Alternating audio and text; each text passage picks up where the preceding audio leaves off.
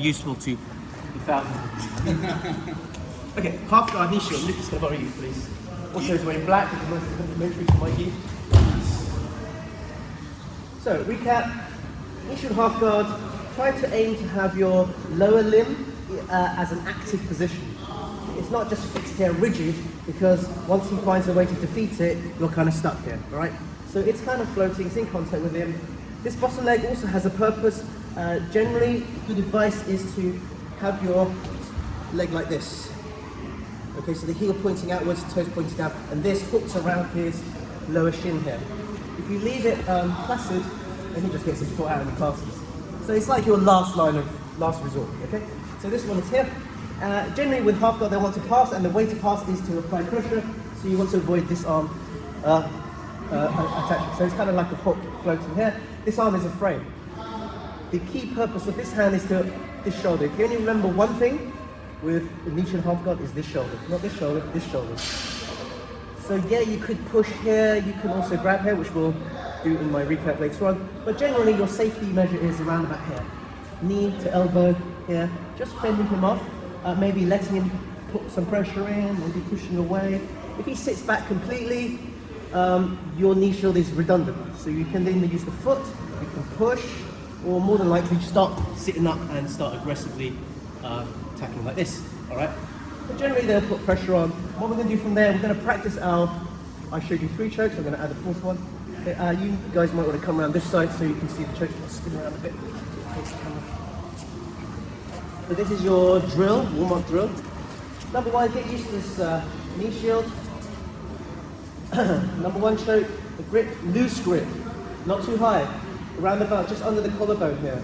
Okay, as he gets his head, as he's trying to push, kind of get this in. The sweet spot is around about here. I want his head around about here. He's trying to crush me.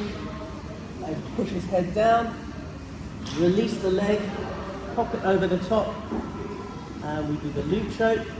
There's a variation that Christoph kindly sent me where you can do the closed guard version of the loop choke. Horrible. That was such a cool video.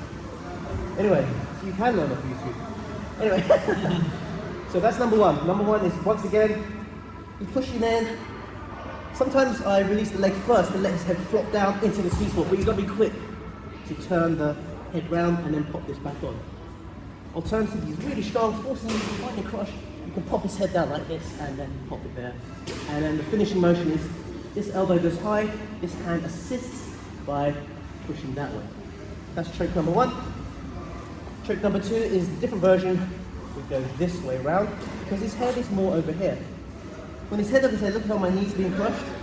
Okay, he can ultimately he would pass by getting rid of the legs, and then he would see that's how he would pass. All right. But with this thumb down grip, I still have a chance to do that. I just hold it here, and you can't actually get out of this whole thing. Okay, so here, finish it off, crush. So thumb up, thumb down, hands on his head placement. Number 3, suicide choke, we're just holding it here, okay, playing around, he's putting pressure on, okay, I maybe kick back a bit, he forces in again, and we're doing the suicide choke. It's a little bit of a bait, okay, not everyone falls for it because once, you're going to have to be caught once and you realize, I'm not falling for that again. Final one is basic cross collar choke, just go underneath and just squeeze the shit out of them, okay, it's kind of, to be honest, if a blue belt taps to that, maybe take the blue belt away. Nah. I'm just kidding. It's all valid. I mean, if it works, it works. Right, so 4 chokes in 1. Anybody want to see those again? We worked here Thursday. It's like a reminder for us. I think you're all here anyway, except for you. It's all new to you. You should have to figure it out. Okay, 1, 2, 3, let's go. So, what we're going to do is we're going to do in stages. So the butterfly half guard is suddenly now butterfly half guard. It was here, knee shield, here. Now if you find it, because he's putting a lot of pressure on, if you find it difficult to put that foot there, you can always hip out, like Nick Miggle, my buddy, was saying on Thursday. Hip out, remember your framing, and insert. With this in place, I'm now going to grab here, on the pant leg. Yes? So stage 1, hook. Stage 2, grab. Don't sweep yet. There's a crucial thing you need to do, and I need to be on this side. Imagine his body has lines coming out. This is the line we're going to take. So I'm here, here. I'm going to push underneath, And we're going to send his, where the head points, the body will follow. So his head will go there. If I sweep here, and then we're already in what we call single leg X. Here, keep it nice and tight. And what we do after that depends on how he reacts. If he squares up to me, start working the straight ankle lock. We'll talk about it later. If he runs away from me, probably I would just technical stand up. I'm going to start doing that. That's probably the best thing. I was going to spin for a belly down ankle lock, but I'm not sure that's legal because I'm going in the direction of the inside of the gate. So, I'm not making this up as I go along. Honestly, I did lessons like this. Okay, so anyway, basics of the knee shield, knee shield. I'm going to turn the knee shield into a butterfly hook here. I'm going to grab here. You don't just push from here, it's very hard. I need to be here. And then it's easier to direction. Get that leg on top of his hip, clamp your knees together, isolate the ankle. If he squares up to me, that's fine. I'm going to start pushing for a straight ankle. I need his knee going that way. And I've got sweep. With a dramatic lighting finish as well. He wants to jump up around, and thank you very much. Let's finish off the ankle lock. Notice I that's it. Sorry.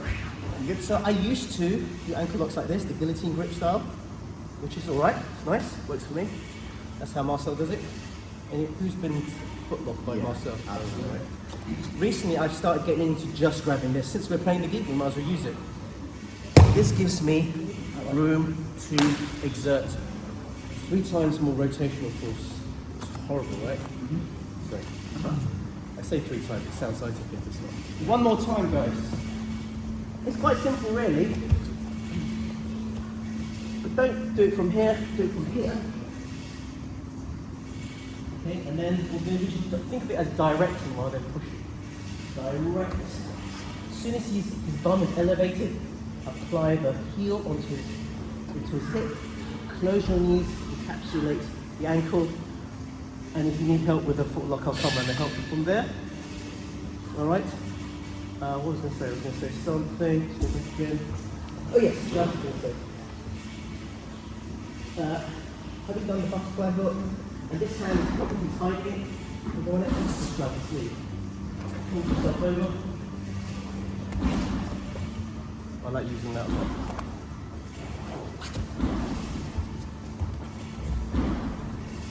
Alright? Everyone, that'll be technique. Yeah. Yeah. 1, 2, 3.